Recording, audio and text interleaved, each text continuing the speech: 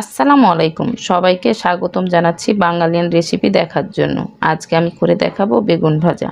এটা তো তৈরি করা অনেক সহজ। হ্যাঁ, সত্যি এটা তৈরি করা খুবই সহজ, কিন্তু তারপরও কিছু টেকনিক থাকে যেগুলোর ফলে বেগুন ভাজা করতে অনেক বেশি সহজ হয়, সাথে অনেক বেশি টেস্টিও হয়।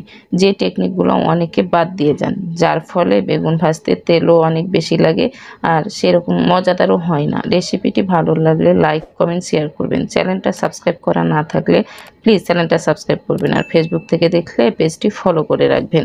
আমি এখানে কিন্তু একটা বেগুন নিয়েছি। এখন বেগুনটাকে ভালোভাবে ধুয়ে গোল গোল করে কেটে নেব। আর গোল গোল করে কেটে নেওয়ার পরেও কিন্তু আমি ভালোভাবে ধুয়ে নিয়েছি। এখন দিয়ে দিলাম হাফ চামচ লবণ, হাফ চামচ হলুদের গুঁড়া, হাফ চামচের কম ধনিয়া গুঁড়া দিয়ে দিলাম। এখানেও হাফ চামচের কম জিরা গুঁড়া।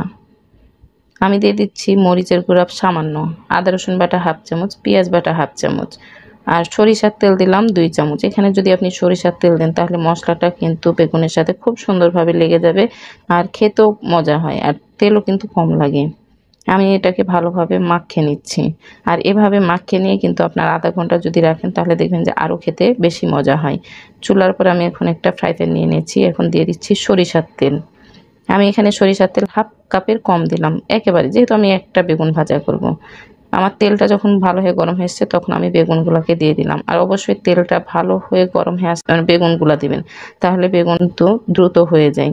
আর যদি আপনি কম তেল গরমে দেন তাহলে কিন্তু বেগুনটা ভাজতে আপনার সময় লাগবে, আর বেগুনটা অর্ধেক মতো ভাজা হবে। আমি ঢাকনা দিয়ে ঢেকে দিয়েছি। যখন আমার এক পাশ হয়ে গেছে তখন ঢাকনা উঠে এভাবে বেগুনগুলোকে উল্টে দিচ্ছি।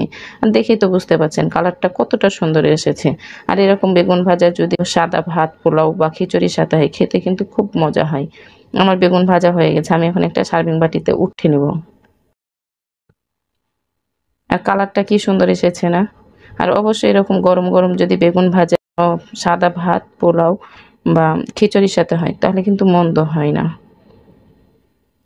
আমার সব বেগুনগুলা ভাজা হয়ে গেছে। এটা হচ্ছে ফাইনাল লুক।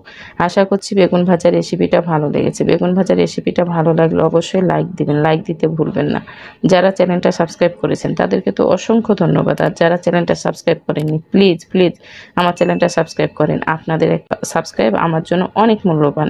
আর এই বেগুন ভাজা কিন্তু নতুন নতুন রাঁধুনি বা ব্যাচেলারদের জন্য খুবই সহজ একটা রেসিপি। আর অবশ্যই কমেন্ট করে জানাবেন আমার বেগুন ভাজা রেসিপিটা কেমন হয়েছে। আল্লাহ হাফেজ।